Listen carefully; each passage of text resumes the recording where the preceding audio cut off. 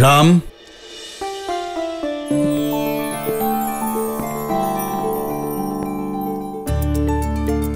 পুত্র, আমার 4 পুত্রের বিবাহ একই দিনে একসঙ্গে হচ্ছে।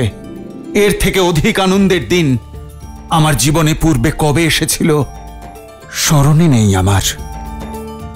পুত্র, তোমার বিবাহ বস্ত্র পরিধান করো।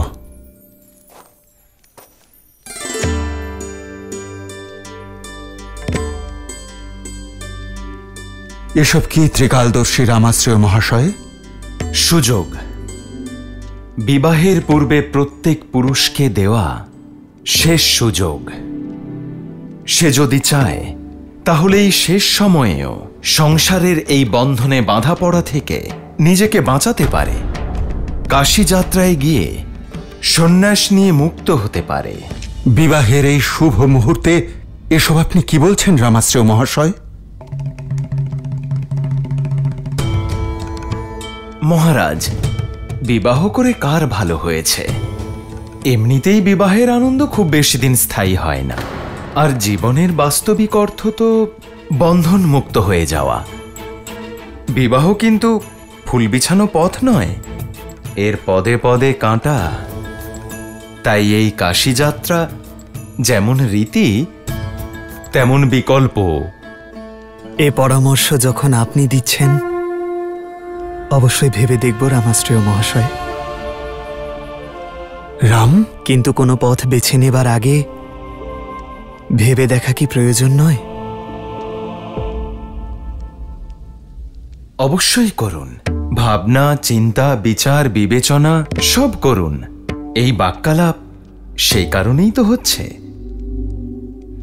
সন্ন্যাস নেবার পূর্বে জেনে নেওয়া আবশ্যক যে সন্ন্যাসীর আসল ধর্ম কি।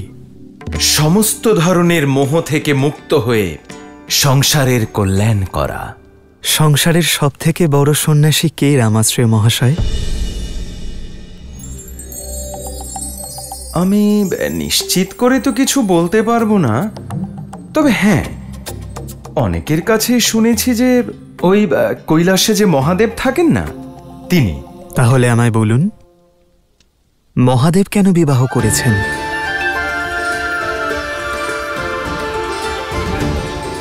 সংসারকে যিনি রচনা করেছেন সেই ব্রহ্মাদেব কেন বিবাহ করেছেন? আর সঞ্চালক শ্রী বিষ্ণু মাতা লক্ষ্মীকে ছাড়া অসম্পূর্ণ কেন রামাশ্রয় মহাশয়?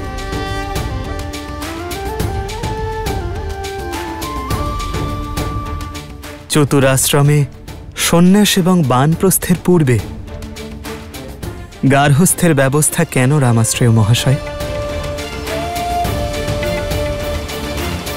শ্রীরাম, আমার উত্তর আপনার উত্তরের থেকে আলাদাও হতে পারে।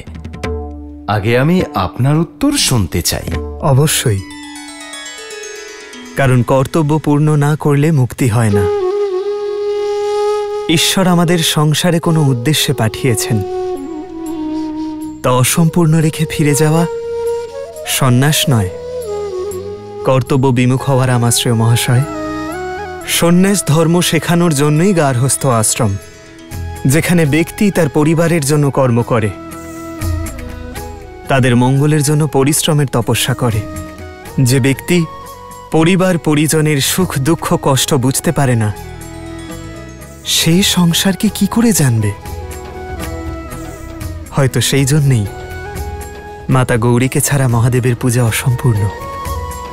মহাদেবী আমাদের শিখিয়েছেন যে সন্ন্যাসের আসল অর্থ পালিয়ে যাওয়া নয়, অংশগ্রহণ করা জীবনের এই যাত্রায়।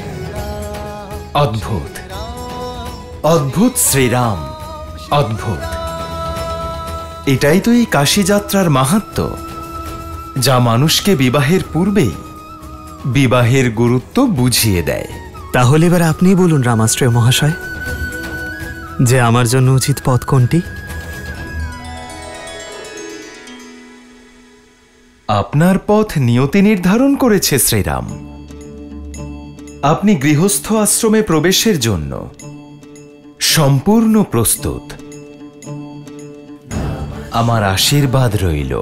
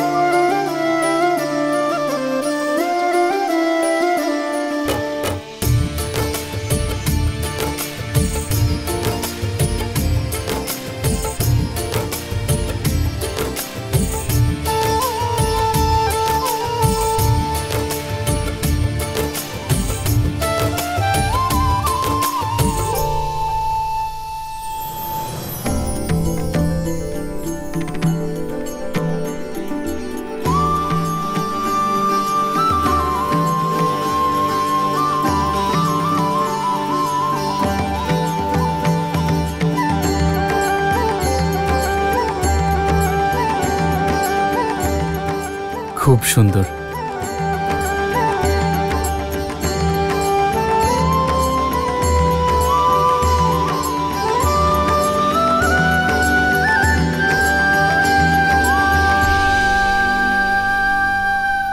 শ্রীরামের বরযাত্রা প্রস্তুত, সমগ্র সংসারকে আনন্দে ভরিয়ে তুলতে।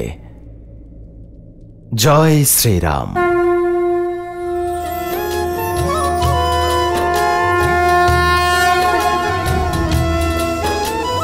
राम रूपो निख सिख सुभग बारही बार निहारी, पुलक गात लोचन सजल उमा समेत पुरारी।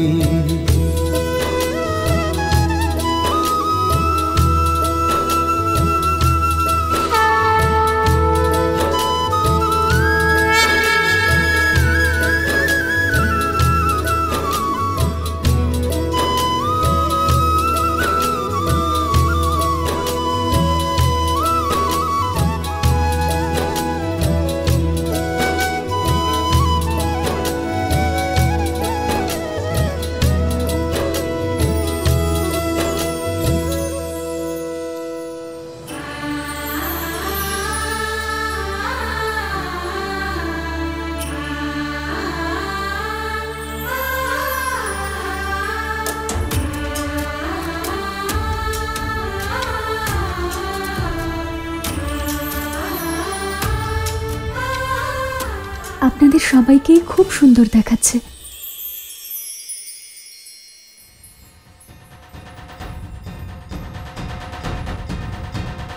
সঙ্গীত শুনতে পাচ্ছি, মনে হচ্ছে শ্রীরাম নিজের সীতাকে নিয়ে যাবেন বলে বরযাত্রী নিয়ে চলেই এসেছেন। শুধু একটাই ভয়, শ্রীরাম অবাক হয়ে যাবেন না তো যে বিবাহ করতে এসেছিলেন সীতাকে, সাক্ষাৎ লক্ষ্মী চলে এলেন কোথা থেকে।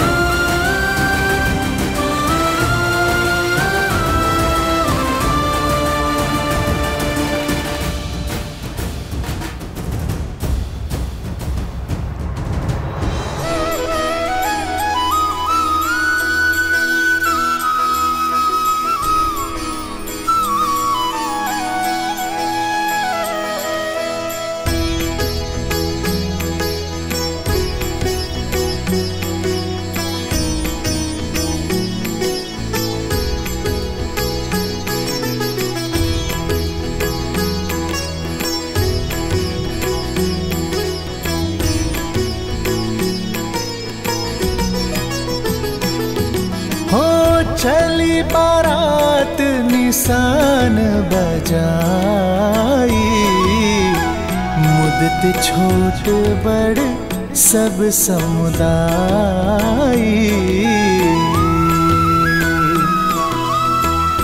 राम ही निरखी ग्राम नर नारी, पाई नयन फलु होहि सुखारी।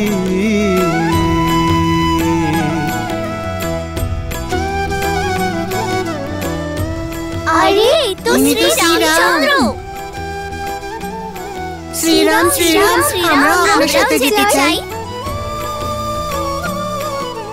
এসো। জয় শ্রীরাম।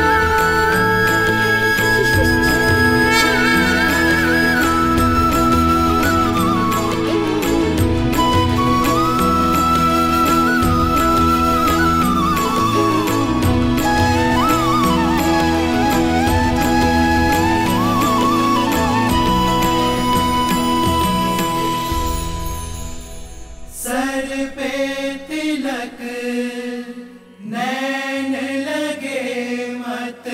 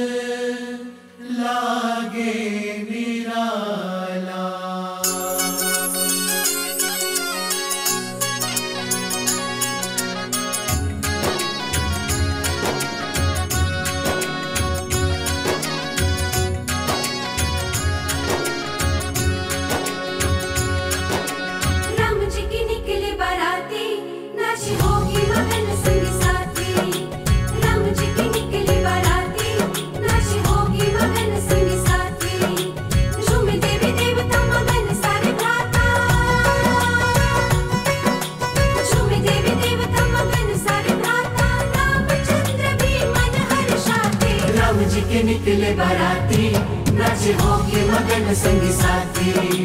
राम जी के निकले बाराती, नाचे होके मगन संगी साथी।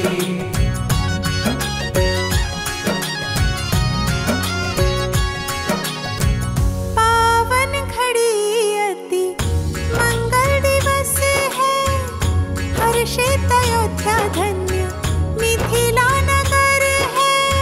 छुप छुप के ताके करे कोसिया है, सामने वो है जो पिया में बसा है। आगे बिछाए राजा जनक खड़े हैं, आगे बिछाए राजा जनक खड़े हैं। দিদি বরযাত্রীরা চলে এসেছেন। के निकले बाराती, नाचे होके मगन संगी साथी। राम जी के निकले बाराती, नाचे होके मगन संगी साथी। झूमे देवी देवता मगन सारे गाता, झूमे देवी देवता मगन सारे गाता। रामचंद्र भी मन हर्षाते, राम जी के निकले बाराती, नाचे होके मगन संगी साथी। राम जी के निकले बाराती, नाचे होके मगन संगी साथी।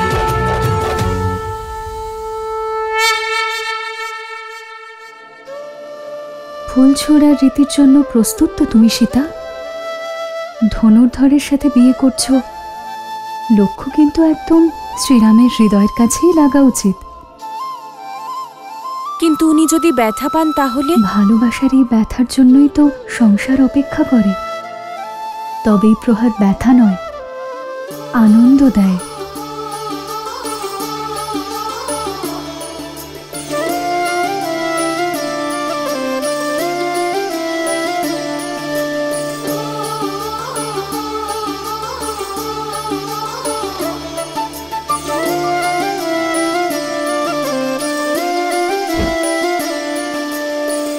जन्म जन्म का है ये संगम, राम रतन सीता वैभव धन।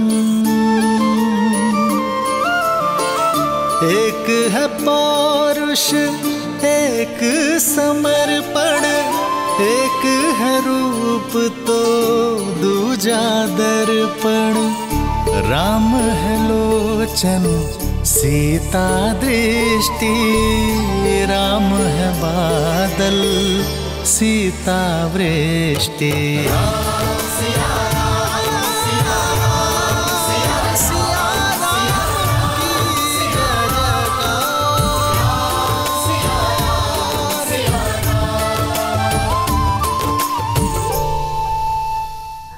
না রাজর্ষি, এর কোনো প্রয়োজন নেই। আমার অর্ধাঙ্গিনীর পিতা আমারও পিতা, আর পিতা পুত্রের চরণ স্পর্শ করবে মর্যাদার বিরুদ্ধে।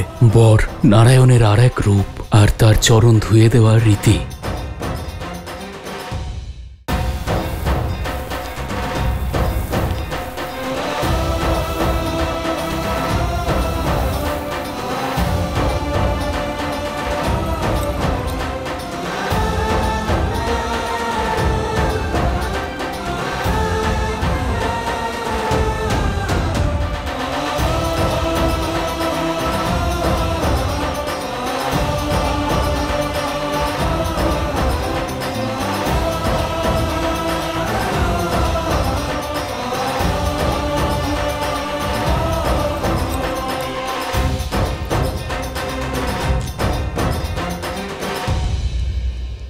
এ আপনি কি করছেন রাজর্ষি? আমাকে বাধা দেবেন না, আপনি বরের পিতা। হ্যাঁ, আর আপনি কন্যার পিতা। আমরা এখন আত্মীয়। আপনি আপনার 4 কন্যাকে ভালোবাসা দিয়ে যত্ন সহকারে বড় করেছেন, আর এখন রঘুকুলের সম্মান বৃদ্ধি করতে পাঠাচ্ছেন। রাজর্ষি, আপনি আমার ভালোবাসা আর সম্মানের অধিকারী।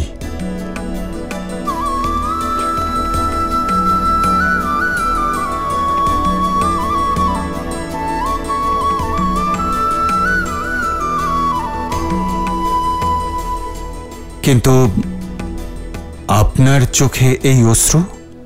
যখন কন্যা এমন শ্বশুরালয় পায়, তখন কোন পিতা আছে যার চোখ আনন্দ অশ্রুতে ভরবে না?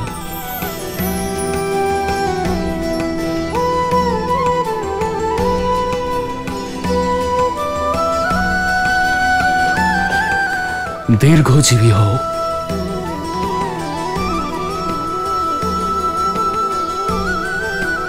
আসুন।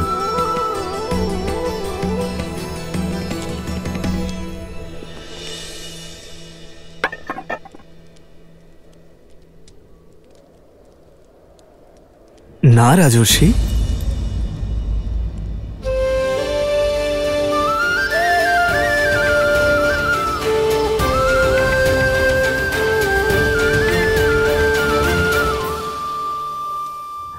না রাজর্ষি, এর কোনো প্রয়োজন নেই। আমার অর্ধাঙ্গিনীর পিতা আমারও পিতা, আর পিতা পুত্রের চরণ স্পর্শ করবে মর্যাদার বিরুদ্ধে। বর নারায়ণের আর এক রূপ, আর তার চরণ ধুয়ে দেওয়ার রীতি। না রাজর্ষি,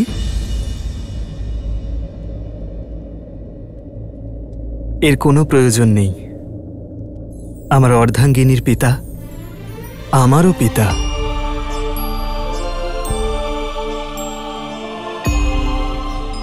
আর পিতা পুত্রের চরণ স্পর্শ করবে এ মর্যাদা বিরুদ্ধ।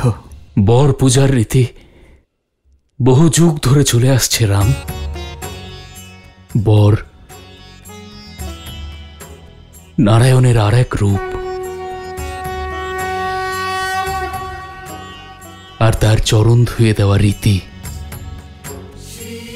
বরের পা এই জন্য ধোয়ানো হয় যাতে সে স্বচ্ছ এবং নির্মল পদে নতুন সম্পর্কে প্রবেশ করতে পারে। সেই জন্য আপনি আমার পায়ে জল অবশ্যই ঢালুন, কিন্তু আমাদের সম্পর্কে প্রণম্য চিরকাল আপনিই থাকবেন।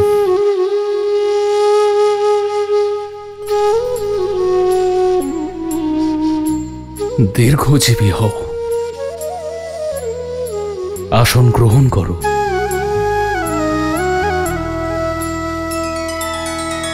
श्री रामचंद्र कृपालु भजु मन हरण भव भय दारुणम नव कंज लोचन कंज मुख कर कंज पद कंजारुणम भगवान के পিতাকে তো চরণ স্পর্শ করতে দিলে না, কিন্তু মায়ের থেকে কাজল লাগানোর অধিকার কেড়ে নিতে পারবে না। नर इसका पावन ज्ञान है। যাতে কোনো কুনজর না লাগে, তাই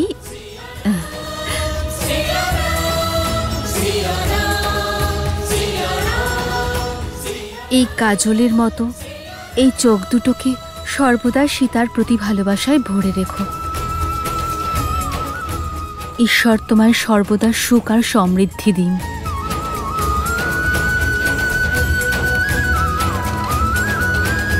आदर्श और मर्यादा की है ये कथा महापावनम काटे मद श्री से मिला दे श्रीमद रामायणम।